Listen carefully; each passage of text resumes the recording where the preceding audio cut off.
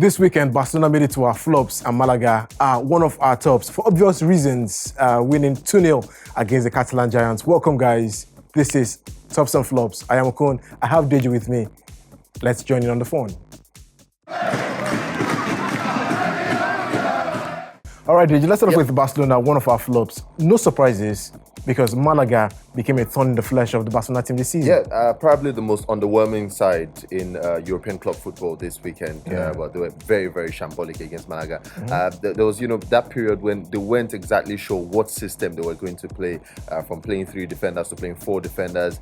Jeremy Matthew was all over the place. They missed Gerard Piqué, of course, in the heart of defense. And, it just went from bad to worse for them. Malaga were solid, credit to Malaga. We'll get to that later. But then Barcelona just didn't turn up. They didn't have enough chances.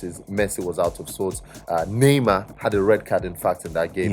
So it was really a bad day for Barcelona. And then when you consider the fact that they had a great chance to close the gap between themselves and Real Madrid, 2-0, well, Real Madrid with that game in hand. I think all in all was a bad day for Barca. Absolutely bad day. Another team that had a terrible day was Inter Milan, because Crotone are battling for their lives, Deji, and somehow Inter threw away a chance to close in on the top 4. Oh yeah, now back-to-back wins for Inter Milan. Last weekend was, back-to-back defeats. Back-to-back defeats, more like, for Inter Milan. Last weekend was, a bit surprising. They weren't expected to lose against Sampdoria. They lost that one at home. But then this time against Crotone, you have to get points against Crotone. I mean, everyone beats Crotone. Inter Milan didn't just come to the party. 2-0 already in the first half. And, from then on, it was always difficult to get back in the game for Inter Milan. Aside that, Okon, they destroyed so many coupons across the world. Punters don't like Inter Milan at the moment. Maybe it's going to get to a point where we're going to be dropping Borussia Dortmund from our flops, because they are regular features in there now, Deji. This weekend, they came up against Bayern Munich in the Die Classic. There was nothing classic about it. It was supposed to be the big game in Germany. And so much was said before the game about the gulf in gap or gulf in quality between both sides. And it showed on the night. Okon, Dortmund didn't just turn up. They were not up to scratch. Maybe they had some comeback in them when Guerrero pulled one back at 2-0. But, from then on, it was just always difficult for them to get back in the game. And like you said, big game, but Dortmund didn't show up. So let's talk about tops, Deji. 3 of them, Crotone one of them, and that's because they got a very big victory. Yeah, really big win for Crotone. I'm not sure Inter Milan will be thinking about the Champions League after that defeat. 2 goals in the first half for the home side Crotone, and from then on, Inter Milan couldn't get back in the game. They got one back through D'Ambrosio, but it was always going to be difficult against the Crotone side that they looked like they were confident. They looked like they had a real motive in that game to get something. I'm not sure if they could survive in Serie A, but with that kind of win against Inter Milan, it gives you so much to believe in. Let's talk about Osasuna, Deji. Back-to-back victories for Osasuna, and this time around it was pretty difficult. Yeah, majorly because Osasuna are one of the struggling sides. Maybe the only side struggling in La Liga. If you may, bottom side in La Liga.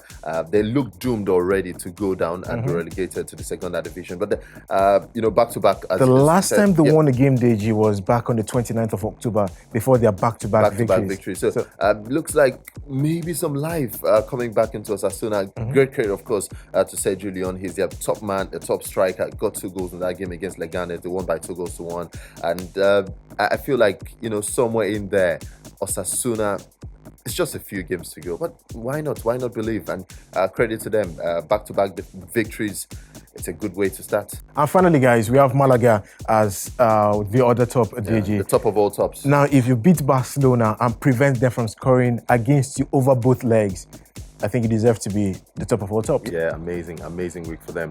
And it's not just the players, it's the manager. It's everybody. It was a collective effort against Barcelona. They won by 2-0, but everybody put in something. The attackers were good. The defenders, weighed in as well. There was Sandro, who scored against his former club, Barcelona. And, maybe it could have been 3, maybe it could have been 4, because they were denied a penalty, which I thought was a very good call. They were also denied a very good goal, ruled out for offside. So, in the end, it was a complete performance. Defensively, it was solid as well. All the defenders playing their part.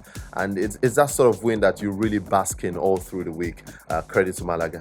All right, guys. So that's our top and flops for this week, guys. Don't forget to invite your friends and also your family and even your enemies maybe to subscribe to Tregong TV.